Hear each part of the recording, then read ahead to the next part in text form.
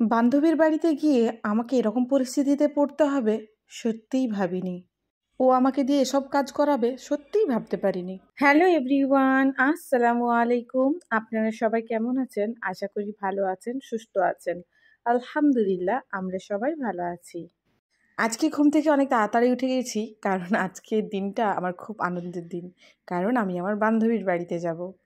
বাইরে রৌদ্র দেখে বেরোতে ইচ্ছে অন্য সময় করে না, কিন্তু আজকে আমার মনটা একটু আলাদাই আনন্দ। যাই হয়ে যাক, বান্ধবীর কাছে যাচ্ছি বলে কথা, আনন্দ তো একটু আলাদাই হবে। ও আমাকে সকাল সকাল ডেকেছিল, বলেছিল যে ঘুম থেকে উঠেই চলে আসবি, এখানে এসে টিফিন করবি। তো যাই হোক, আমি অনেক দেরি করে যাচ্ছি, এখন বাজে 11:30। ও আমাকে ফোন দিয়েছিল, আমি আর ফোন কল রিসিভ করিনি। ও হয়তো ভাবতেও পারে যে আমি নাও আসতে পারি, কারণ এর আগে অনেকবার এভাবে ঠকিয়েছি। তো ওকে আমি এখন সারপ্রাইজ দিলাম, চলে এলাম ওর কাছে। ও খুব খুশি। যাওয়ার সঙ্গে সঙ্গে আমাকে আর রাহাতকে দিয়ে দিল ডাবের জুস, আবার ফ্রিজে রাখা। উফ, দারুণ। ডেকেছিল 9টার সময়, গিয়েছি 11:30টার সময়, তা বলে টিফিন দেবে না? এরকম বন্ধু কজনের আছে? যাই হোক, এরকমটা কোনো কিছুই না। ও আমাকে সকাল থেকে ডেকেছিল যে এখানে এসে টিফিন টিফিন করবি, বাট আমি ওকে বললাম যে কোনো কিছুই করতে হবে না, কারণ আমার সকাল খাওয়া অভ্যাস একদমই নেই। আর আমার বর তো খাবেই না, কারণ ও অলরেডি টিফিন করেই গেছে। এখানে রাহাত তার একটা বন্ধু পেয়েছে, একদম তার সাথে জমিয়ে আড্ডা দিচ্ছে, জমিয়ে খেলাধুলা হচ্ছে রাহাতের। তারপরে আমি ওর কাছে গিয়ে দেখি ও একা রান্না বান্না করছে।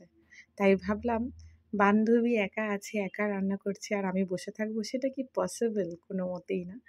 আমি তো এভাবে বসে থাকতেই পারি না। তো সেই জন্য ওকে বললাম, চল আমরা দুজনে একসাথে রান্না করি। ও আমাকে কিছুতেই করতে দেবে না রান্না, বাট আমি তো ছাড়ার বান্দিই নয়, কারণ আমি যেটা করব বলি অবশ্যই করেই ছাড়ি।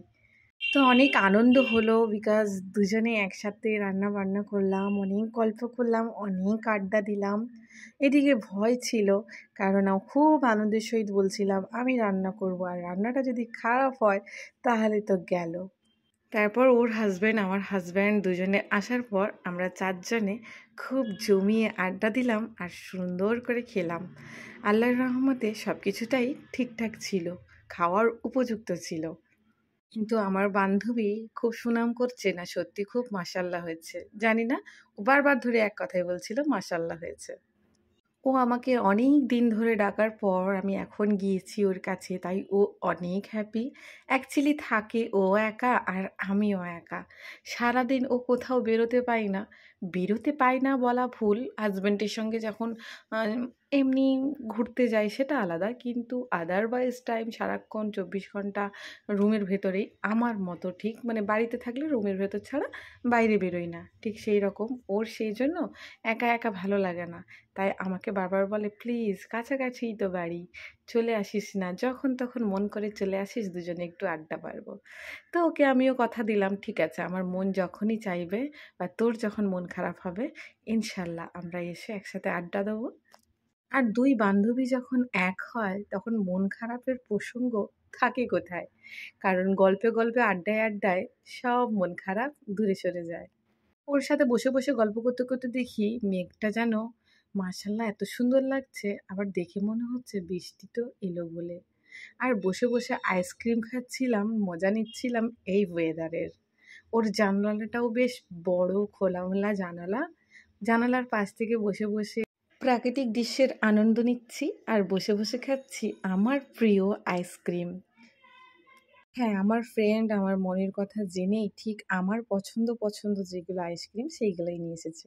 বাই দ্য বে, এর কথা যদি আমি না বলি তাহলে তো অনেক আধুরা রয়ে যাবে। ওর মেয়েটা অনেক অনেক অনেক কিউট, অনেক এত কিউট, ওকে আদর করে না, মানে আমি যদি কোনো বেবি দেখি আদর না করলে তো আমার হয় না। তো ওর বেবিটা অনেক কিউট আর অনেক শান্ত, অনেক ভদ্র।